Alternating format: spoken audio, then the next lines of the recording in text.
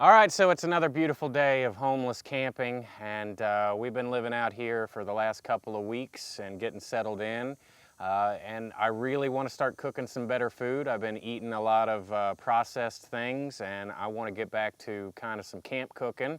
So today I wanted to show y'all a little recipe that I picked up watching Ray Mears. It's called Hunter's Stew, and I altered his recipe a little bit. You know, I added a few things like some potatoes, which will kind of give us some starch and a little bit more calories for energy out here. So hang tight and I'm going to show you exactly what you need to do to make Hunter's Stew out at your campfire. Seasonal nutrition is a very important factor when considering food sources during different seasons throughout the year. The foods that you'll notice in the early spring are alkaline-based greens, and fish is one of the most common things that you're going to be eating during spring, summer, early fall. But as you transition into early fall and winter, the food sources begin to rapidly change. The greens die off. You're probably not going to be doing as much fishing, at least on the primitive side. You can fish year-round with a fishing pole, but if you're building primitive baskets, things along those lines where you have to physically get out in the water, that is going to become a seasonal food for you. And the interesting thing about the alkaline foods and lean meats that you eat in the summertime, those are going to cool you off and keep your fat content in your bloodstream low. The foods that you eat in the winter are quite the contrary. Those are going to be highly acidic foods that are high in fat. So when we transition to winter type meats, we want to eat things that are fattier. The fattier the food that we can eat, the warmer we're going to stay, and the slower those calories are going to burn in our system, which is what we want. So like with this Hunter stew that we're making over here, it's very high in protein, high in fat. We're coming into kind of mid-fall, early fall, and so we want to start building up our stores to essentially, you know, put some fat back for the winter, just like, you know, any kind of bear would before they hibernate. And the great thing about those fatty foods is that they warm you up, they add fats to your bloodstream, which will increase your overall body temperatures.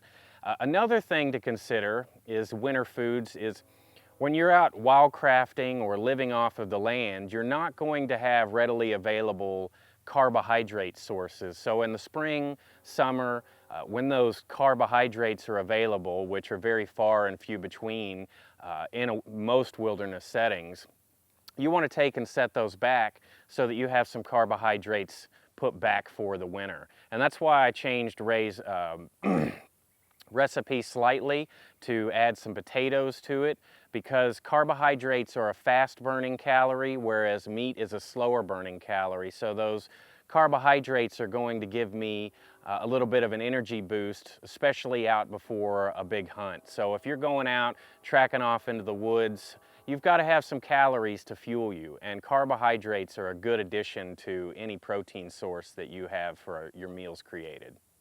When you first set this on the fire, you want to have a pretty good sized fire going so that we can get this up to boiling pretty quickly. I go ahead and I put the lid on top of it so that it expedites the process. And what we're trying to do is cook off some of the moisture, some of the wine and water that we put off in there. And so in order to cook a lot of that off, we need to keep the top off as well as keeping it from getting too hot. You'll notice that I let the fire simmer way down so that we can get the heat much lower than it was initially. And I'm paying attention to how the potatoes are cooking and the vegetables, and then also looking at the thickness of the stew. Now, I prefer a thicker stew. Some people prefer a thinner one. And the way that we can kind of thicken stuff up is to just add a little bit of flour.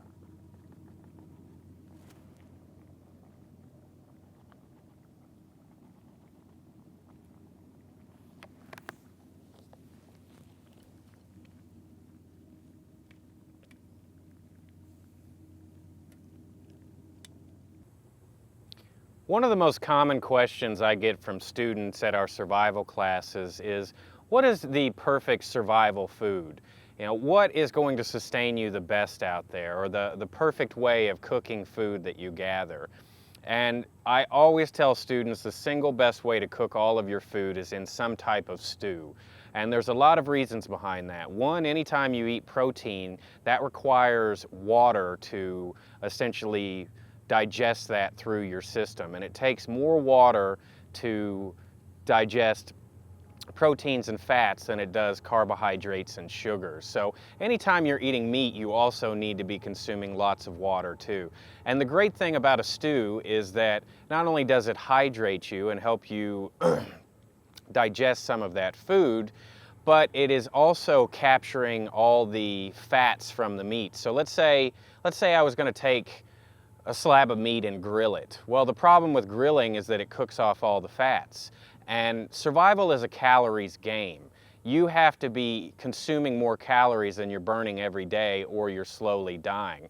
So to take something and grill it or throw a piece of meat on the coals is throwing away a huge percentage of its overall calories. Whereas with a stew, where we cook it in some type of fluid, you are capturing all those fats, you know, the enzymes and different stuff that comes out of the meat and putting it into a broth that is easy to eat, tasty, and also hydrates you at the same time. All right, so dinner is ready. I'm gonna scoop it out, give everybody a big mound of thick stew here. Y'all tell me what you think about it.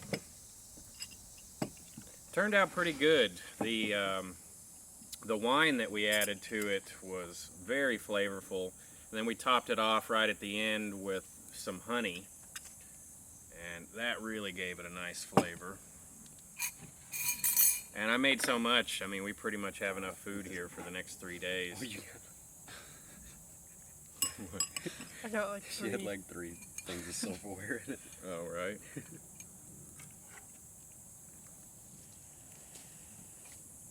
And it's really good. Never ate stew with bacon in it.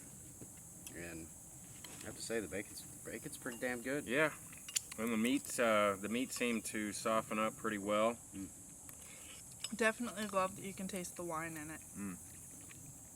So, I mean, here's the thing, guys. I mean, so we're out here living the homeless lifestyle, and we're eating just as good, sleeping just as good, and have 10 times more freedom and less bills than the average person living in a home. So, I mean, why not get out in the woods? Why not enjoy this stuff all the time? If y'all don't know who this is Alexis. This is Brad Snow. Both of them have passed my level 1 instructor course, 45 days. They're a couple of the youngest people to ever do it. And they're out here living it full time with me and helping me with the camera, and got to feed them good to show that appreciation. So let's dig in, guys.